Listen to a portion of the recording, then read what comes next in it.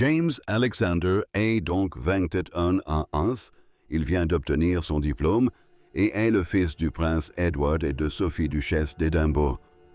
Il s'est tout simplement présenté à la messe de Pâques à l'église Saint-Pierre et Saint-Pierre. La chapelle George semblait indiquer qu'il avait assisté discrètement à ces événements toute sa vie, ce qui, à vrai dire, est le cas. Mais cette fois-ci, l'atmosphère était différente. Une photographie circule dans les cercles royaux et une fois qu'on l'a vue, impossible de l'oublier.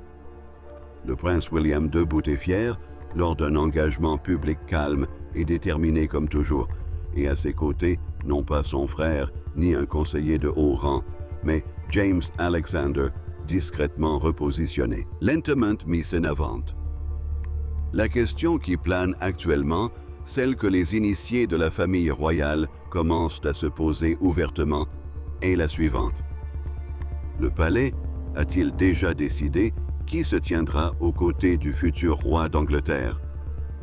Car voici ce que les médias traditionnels n'osent pas dire. Clairement. Harry est parti. Pas seulement géographiquement, il a quitté la monarchie active au sens pratique, visible et institutionnel du terme, et la nature, comme toujours, a trouvé le moyen de combler ce vide. La question n'a jamais été de savoir si quelqu'un prendrait la place laissée par Harry. La question a toujours été « qui ?»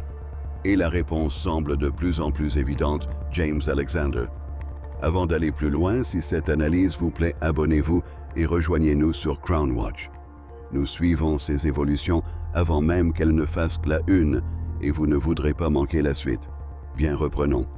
Maintenant, quand vous pensez à la famille royale, aujourd'hui, à quoi pensez-vous en premier? À la continuité, à la prochaine génération qui se prépare à prendre le pouvoir? Ou bien pensez-vous au chaos, au drame et à la saga des Sussex qui semble ne jamais se terminer, car ces deux histoires, celle qui se déroule discrètement autour de William et celle qui se déroule bruyamment à Montecito, sont désormais en opposition directe l'une avec l'autre. Et le contraste devient impossible à ignorer.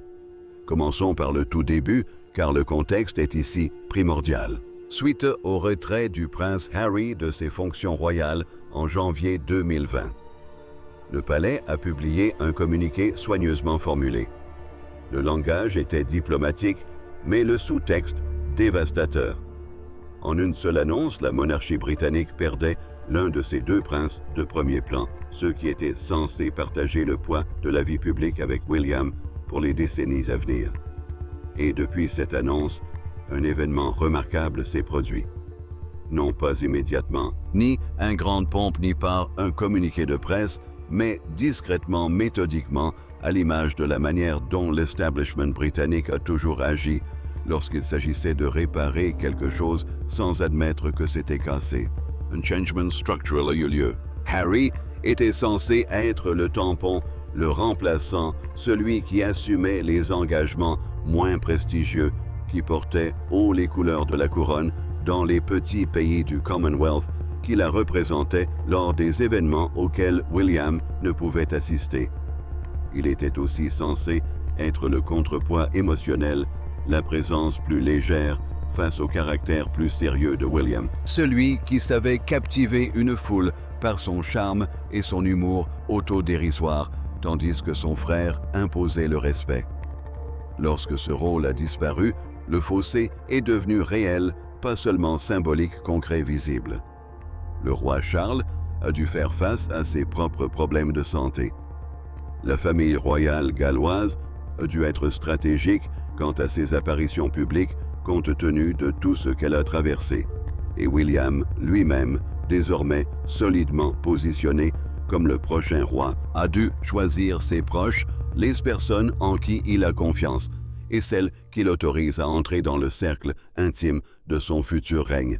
C'est là qu'entre en scène James Alexander, et c'est là que les choses deviennent vraiment intéressantes, un aspect que le clan Sussex, occupé par des projets Netflix et des lancements de confitures en Californie, semble avoir complètement ignoré. James Alexander n'est pas un inconnu. Sa rencontre avec le futur roi d'Angleterre n'est pas le fruit du hasard. Son éducation, son tempérament et son positionnement ont été façonnés avec une intention délibérée qui révèle bien plus qu'une simple coïncidence. Il est le fils du prince Edward, le plus jeune frère du roi Charles et de Sophie duchesse d'Édimbourg. Deux personnes qui ont consacré des décennies à bâtir une réputation de discrétion et d'intégrité. C'est dans ce contexte que James Alexander a grandi. Ni drames, ni gros titres, ni interviews à scandale. Discrétion. Issu d'une famille profondément ancrée dans le milieu militaire, un univers que William connaît et respecte profondément, il fait preuve d'une réserve que la famille royale moderne valorise par-dessus tout. La discrétion est une qualité inestimable à l'ère des réseaux sociaux, et la famille royale galloise a essuyé suffisamment de revers pour savoir à quel point elle est rare. Surtout, mais James Alexander a toujours été présent discrètement lors d'engagements, d'événements privés et de moments importants pour l'institution instaurant ainsi une relation de confiance sans chercher à se faire remarquer.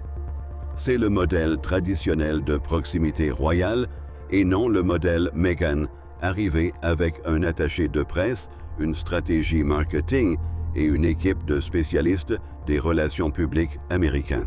Le modèle de James Alexander ressemble bien plus à la manière dont les courtisans et les conseillers de confiance ont toujours gravi les échelons du système britannique lentement, discrètement, en faisant leurs preuves en privé avant même d'apparaître en public. Et voilà qu'il apparaît en public. La question que vous devriez vous poser est la suivante: pourquoi maintenant? Pourquoi cela se produit-il à ce moment précis et de cette manière précise? Ce choix n'est pas le fruit du hasard. Rien n'est jamais fortuit dans le calendrier royal. Pour comprendre pourquoi James Alexander est important, il faut d'abord comprendre la position de William. Et c'est une position d'une complexité extraordinaire. Il se prépare à la royauté en temps réel. Charles, malgré toute sa force de caractère, n'est plus un jeune homme, et ses problèmes de santé de l'année écoulée ont accéléré la préparation psychologique et institutionnelle de William à ce qui l'attend. Il est aussi père de 3 enfants qui un jour porteront eux-mêmes le poids de cette institution. Il est le mari d'une femme qui a elle-même traversé de graves problèmes de santé et qui en est sortie avec une clarté d'objectif qui a visiblement remodelé les priorités du foyer Wales. Et il fait tout cela sans son frère. Je tiens à préciser un point, car on a tendance ici à dramatiser la situation de Harry d'une manière parfois contre-productive. La relation entre William et Harry ne s'est pas brisée uniquement à cause de Meghan Markle. Elle est le résultat des choix faits de part et d'autre, des choix qui se sont accumulés au fil des ans et qui ont été rendus publics, compliquants, au point de rendre toute réconciliation privée quasi impossible. Mais voici qui compte sur le plan institutionnel. Quelle qu'en soit la cause, le résultat est que Guillaume traverse la période la plus exigeante de sa préparation au trône sans celui qui était censé la partager avec lui. C'est un véritable manque et les véritables manques exigent de véritables solutions. James Alexander représente l'une de ces solutions. Il ne s'agit en aucun cas d'un remplacement pour Harry sur le plan émotionnel ou familial, soyons clairs, mais d'un remplacement sur le plan opérationnel en termes de relations publiques indispensables au bon fonctionnement de la monarchie. Cette distinction a-t-elle de l'importance à vos yeux? Elle devrait, car confondre les deux, confondre le personnel et l'institutionnel. C'était précisément l'erreur qui a rendu la situation des Sussex si confuse et interminable. Harry n'a pas simplement quitté une famille. Il a quitté son emploi et cet emploi, contrairement à sa famille, peut être remplacé. Alors que James Alexander s'est discrètement et progressivement rapproché de William, un autre événement survenu de l'autre côté de l'Atlantique donne une dimension encore plus dramatique à cette histoire. Vous avez peut-être vu l'extrait. Probablement. Saturday Night Live, le 2 mai 2026. Colin Jost au pupitre du Weekend Update et une blague qui a fait l'effet d'une grenade. Cette blague comparait Meghan Markle à une prise d'otage. Le studio n'a pas gémi. Personne n'a bougé sur son siège. Ils ont hurlé de rire. Je ne vais pas m'attarder sur les blagues du SNL elles-mêmes. Il y en a eu suffisamment et franchement, les résultats comiques parlent d'eux-mêmes. Ce qui importe ici, ce n'est pas la chute. Ce qui importe, c'est ce que cette réaction nous révèle sur la place qu'occupe la marque Sussex dans l'imaginaire culturel américain actuel. Car voici ce qui devrait véritablement préoccuper quiconque observe l'histoire des Sussex avec lucidité. SNL n'est pas une initiative marginale, ce n'est pas un tabloïd, ce n'est pas une chaîne de commentaires royaux sur YouTube. C'est l'émission humoristique de fin de soirée la plus regardée d'Amérique, avec une équipe de scénaristes composée de personnalités parmi les plus perspicaces du monde, du divertissement encensé par des avocats approuvés par les dirigeants de NBC et diffusés en prime time sur les chaînes nationales. Et ils suivent avec humour le déclin de l'image des Sussex depuis 2018, de blague en blague d'année en année, de réaction en réaction du public. En 2018, une blague présentait Harry comme un chômeur vivant chez sa grand-mère le soir même de son mariage. Le sketch de rap parodique de 2023 avec sa réplique « La reine a dit pas aujourd'hui Satan » est entré du jour au lendemain dans le vocabulaire des observateurs royaux. La blague sur l'accord commercial de 2025 laissait entendre que la Grande-Bretagne utilisait les droits de douane américains comme prétexte pour refuser le retour des Sussex. Et maintenant, en 2026, la chute sur la prise d'otage. Même bureau, même salle d'écriture, réaction encore plus forte. Quel est le rapport avec James Alexander Tout? Car pendant que Meghan et Harry géraient leur marque, Montecito jonglaient avec leurs projets Netflix, leurs podcasts, leurs ouvertures de salles de sport et leur collecte de fonds pour le polo, le vide institutionnel qu'ils ont laissé a été comblé discrètement, efficacement et presque imperceptiblement. Non pas par des drames, ni par des communiqués de presse, ni par une série documentaire, mais par un jeune homme qui sait se tenir au bon endroit, au bon moment, sans jamais se mettre en avant. Or, voici un point que la plupart des personnes qui suivent la famille royale de loin ne saisissent pas pleinement. La proximité avec un futur monarque n'est pas qu'une simple distinction sociale. C'est une fonction institutionnelle. Les personnes qui se tiennent près des rois, qui voyagent avec eux, qui les conseillent, qui sont suffisamment dignes de confiance pour être présentes dans des contextes à la fois formels et informels. Ces personnes façonnent l'histoire d'une manière qui se retrouve rarement dans les livres d'histoire. Ce sont eux qui, dans un moment de calme, avant un discours important, disent « Je crois que cette phrase sonne faux. »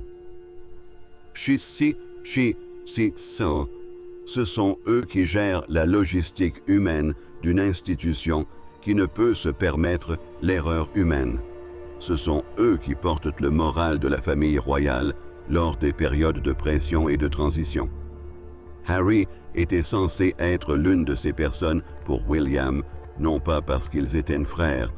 La monarchie regorge de frères qui se sont détestés, mais parce que Harry avait été préparé à ce rôle et avait démontré lors de son service militaire et de ses premiers engagements royaux qu'il avait le tempérament et les capacités requis avant de se retirer. La promotion de James Alexander, si c'est bien de cela dont nous assistons, n'est pas le fruit d'un favoritisme de la part du palais. Le palais fait ce qu'il a toujours fait, trouver la personne idéale pour le poste idéal et l'installer discrètement à son poste. Aucune annonce officielle n'est nécessaire.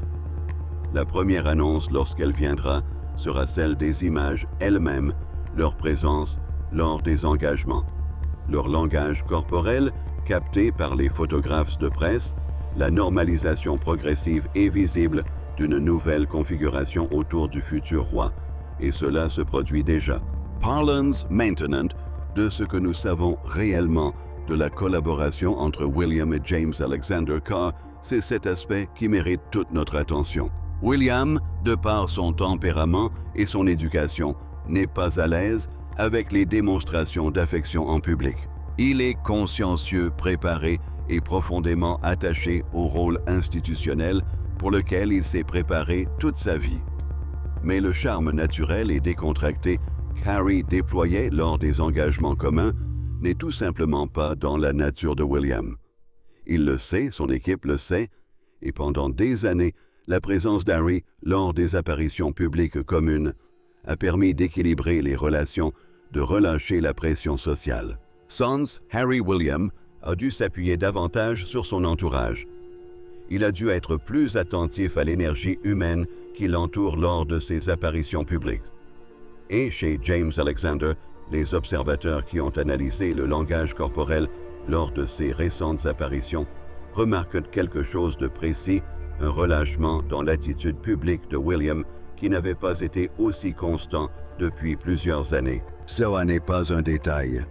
Dans une monarchie constitutionnelle où la légitimité de l'institution repose en grande partie sur la perception du public et le lien affectif, un futur roi qui semble à l'aise dans ses relations. Les plus proches est un futur roi qui inspire la stabilité. Et c'est précisément la stabilité dont la monarchie britannique a besoin en ce moment. Mais posez-vous cette question, car elle préoccupe sincèrement les observateurs de la famille royale. James Alexander est-il mis en avant de manière délibérée avec l'implication du palais, ou s'agit-il simplement d'une amitié naturelle interprétée à travers le prisme de sa signification institutionnelle? Est-ce vraiment important? Car voici la vérité dérangeante sur le fonctionnement des relations privilégiées avec la royauté. Au moment où le palais le reconnaît publiquement, cela se produit déjà en privé depuis des années. La relation est bien réelle avant même que l'institution ne la reconnaisse. La fonction précède le titre. La confiance s'établit avant même d'être mise à l'épreuve publiquement.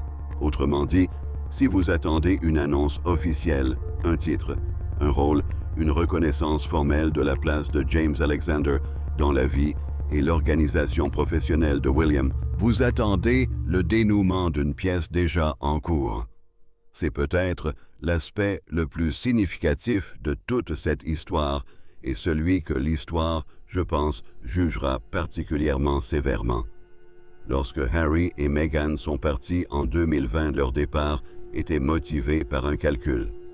Ce calcul, qu'il soit explicitement formulé ou non, visait à créer suffisamment de tensions institutionnelles, suffisamment de sympathie publique pour Harry, suffisamment de pression sur une famille perçue comme froide et exclusive pour que les conditions de leur départ soient finalement renégociées à des termes plus favorables. Ce calcul s'est avéré erroné, non pas parce que la famille royale a bluffé, ni parce que les médias britanniques se sont retournés contre elle, bien que ce fût le cas, ni même parce que les médias américains, dont Saturday Night Live, ont commencé à suivre en direct l'effondrement de son image, même si cela est significatif. Il a échoué parce que la monarchie, comme toute institution mature, ne dépend d'aucun individu plus que de sa propre continuité. La vie de laissée par Harry était bien réelle, mais l'institution ne l'a pas pleuré. Elle s'est adaptée à trouver des remplaçants, s'est réorganisée et a continué son chemin. Et celui qui était censé être le pilier émotionnel et opérationnel du règne suivant observe désormais depuis Montecito une personne qu'il n'a jamais rencontrée prendre discrètement la relève. Pensez-vous que Harry y ait pensé? Croyez-vous qu'entre deux tournages pour Netflix, des matchs de polo et ses projets en cours, Highlight prise conscience que le vide qu'il a laissé a été comblé? Non pas par le drame, non pas par la crise, non pas par la panique institutionnelle qu'il aurait pu anticiper, mais avec calme efficacité et cette compétence discrète dont l'establishment britannique a toujours fait preuve. Car c'est cette histoire que personne ne met en avant. Le départ des Sussex n'a pas déstabilisé la monarchie, il l'a rendue plus efficace. Il a éliminé l'élément perturbateur qui était devenu, même involontairement, une source de tension institutionnelle et à sa place, une relation royale plus harmonieuse, plus sereine et mieux maîtrisée a émergé. L'histoire de James Alexander ne parle pas de combler un vide. Son histoire illustre les choix de l'institution lorsqu'elle avait le choix. Il y a un autre aspect de cette histoire que je souhaite aborder directement, car il est crucial pour comprendre la situation actuelle. L'apparition de James Alexander dans le monde visible de William n'est pas fortuite. Elle coïncide avec plusieurs événements simultanés. La visite d'État du roi Charles aux États-Unis, les batailles juridiques que mènent Harry et ses appels publics à la réconciliation avec sa famille. Appels qui, fait remarquable, se sont heurtés au silence institutionnel plutôt qu'à une véritable implication. Le lancement du dernier projet de Meghan sur Netflix, dans un contexte médiatique où l'émission Saturday Night Live diffuse des blagues sur elle en prime time, et la reconfiguration plus large des membres actifs de la famille royale. La princesse Anne poursuit son intense activité publique.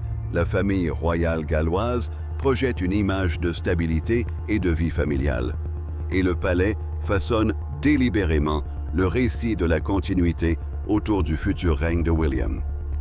Dans ce contexte, l'émergence de James Alexander n'est pas simplement une histoire personnelle, mais un acte de communication institutionnelle. La monarchie exprime quelque chose sans le dire explicitement. Cela signifie nous sommes prêts, nous sommes stables, nous avons mis en place les structures nécessaires au prochain règne et les personnes qui épauleront le futur roi d'Angleterre ont été choisies, mises à l'épreuve et sont en poste. Ce message s'adresse à l'institution elle-même, à ceux qui y travaillent, aux responsables politiques et aux fonctionnaires étrangers qui doivent être assurés d'une transition en douceur. Mais il s'adresse aussi nécessairement au public, aux médias et, intentionnellement ou non, à l'homme qui vivait à Montecito et qui a renoncé à ses fonctions, laissant le poste vacant. J'aimerais maintenant aborder un point qui revient constamment dans cette discussion, car il est pertinent et mérite une réponse directe. Existe-t-il un scénario où Harry pourrait reprendre un rôle officiel au sein de la famille royale, une collaboration régulière avec William ou un poste similaire à celui qu'il a quitté? La réponse honnête, d'après ce que nous pouvons observer de l'extérieur, est que la situation se complique de mois en mois.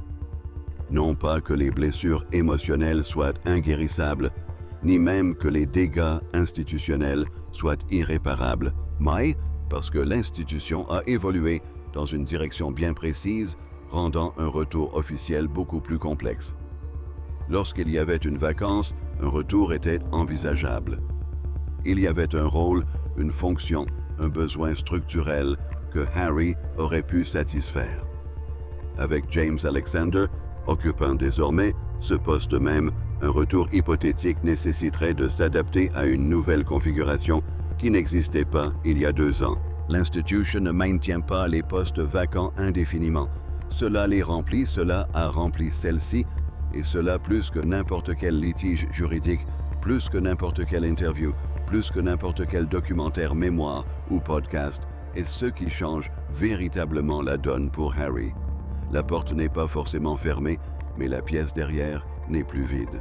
Et c'est là, à mon avis, le point qui n'a pas été suffisamment abordé dans ce débat. Ce à quoi Harry et Meghan ont renoncé, ce n'était pas simplement une accumulation de titres et de devoirs protocolaires. C'était la proximité, l'influence, ce type d'accès particulier et irremplaçable que seul un membre de l'institution peut offrir plutôt qu'un simple observateur extérieur. Cette distinction est capitale car il existe une forme d'influence royale qui s'exerce de l'intérieur.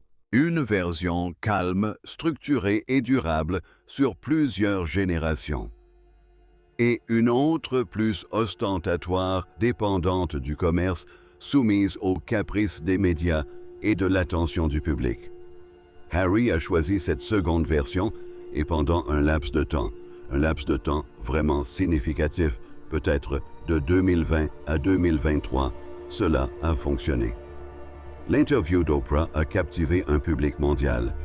Les mémoires se sont vendues à des millions d'exemplaires. Le documentaire Netflix a atteint des audiences que les studios ont mis des décennies à tenter de produire. Mais voici ce que cette période a masqué: la pertinence commerciale bâtie sur la proximité institutionnelle à une durée de vie limitée. Une fois la proximité disparue, une fois les titres usés, une fois tous les chapitres du palais écrits et les griefs familiaux extériorisés, que reste-t-il? Quel est le produit dépouillé de la dimension royale qui le rendait extraordinaire au départ? C'est la question qui hante Montecito et il n'y a pas de réponse simple. La marque Sussex a tout misé sur l'idée que Harry et Meghan, en tant que proposition, étaient plus importants que l'institution qu'ils quittaient. Que leur histoire, leurs valeurs, leur présence publique puissent se maintenir indépendamment du lien royal qui les a engendrés. Ce à quoi nous assistons en direct à travers l'effondrement de Marc les blagues du SNL et la chute des retombées commerciales, c'est le marché qui rend son verdict sur cette hypothèse. Et simultanément, et ce n'est pas un hasard, nous observons un jeune homme à Windsor discrètement, patiemment, sans le moindre communiqué de presse, ni la moindre proposition à Netflix, accomplir ce que Harry faisait autrefois simplement par sa présence. Se tenir aux côtés du futur roi d'Angleterre et donner l'impression que c'est naturel. Ce contraste n'est pas un commentaire, ce n'est pas une prise de position. C'est tout simplement ce qui se passe. Plus, si le dur plus, le coût réel du calcul effectué en 2020 apparaît clairement. On peut quitter l'institution, mais on ne peut pas l'emporter avec soi. Alors, où cela nous mène-t-il? Quelle est la véritable signification de l'histoire de James Alexander, une fois débarrassé de l'émotion du drame des Sussex, des blagues du SNL et de tout le bruit médiatique? Cela signifie que la monarchie britannique fait ce qu'elle a toujours fait en période de transition et de difficulté. Elle s'adapte. Il s'agit de trouver les bonnes personnes pour les bons postes. Il s'agit de les placer discrètement sans annonce préalable, sans demander d'approbation, sans attendre que le discours extérieur prenne le dessus. Et il s'agit de bâtir autour du futur roi Guillaume une structure de soutien qui reflète son tempérament, ses valeurs, ses priorités institutionnelles et sa vision de ce que devrait être la monarchie dans les décennies à venir. James Alexander fait partie de cette structure. Quelle importance?